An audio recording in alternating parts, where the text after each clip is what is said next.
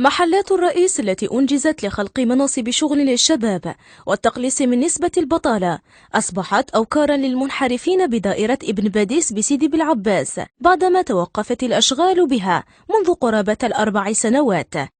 عندنا مشكل كبير هنا في ابن باديس ولا سيدي بالعباس تاع المحلات التجارية. دفعنا اللي دوسي تاعنا 2009، رانا غير نستنوا. مشينا عند رئيس بلدية، مشينا عند رئيس دائرة، قال لك صبروا وقال لك احنا المشكله ماش عندنا، راه المشكله عند مدير التشغيل بالعباس. ما فهمناش هذو علاش راهم محبسين كيما هكا البروجي.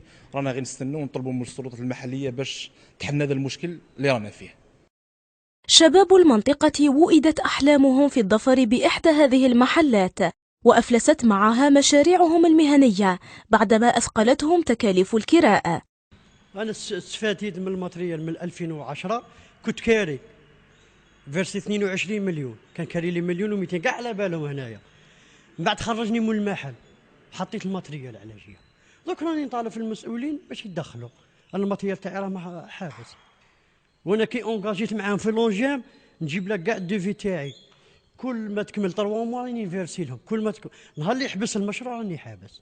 المشروع بقدر ما استبشر به أبناء المنطقة خيرا، بقدر ما أصبح يشكل كابوس بعد أن أحكم المنحرفون قبضتهم عليها. أنا تاني ندير دوسي مع الجميع اللي هم دايرين دوسيات، راهم في 4 سنين من 2010 حاجة ما بانتش. أنا بنقول لهم حاجة، أنا ما تعطوني لا حانوت لا والو.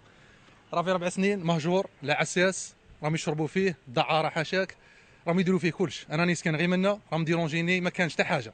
يحدث هذا التسيب في الوقت الذي لا يزال يعاني فيه شباب دائرة ابن باديس من شبح البطالة وضعف فرص العمل وفشل مثل هذه المشاريع التي كان قد يكون لتجسيدها دورا مهما في فك الغبن عنهم.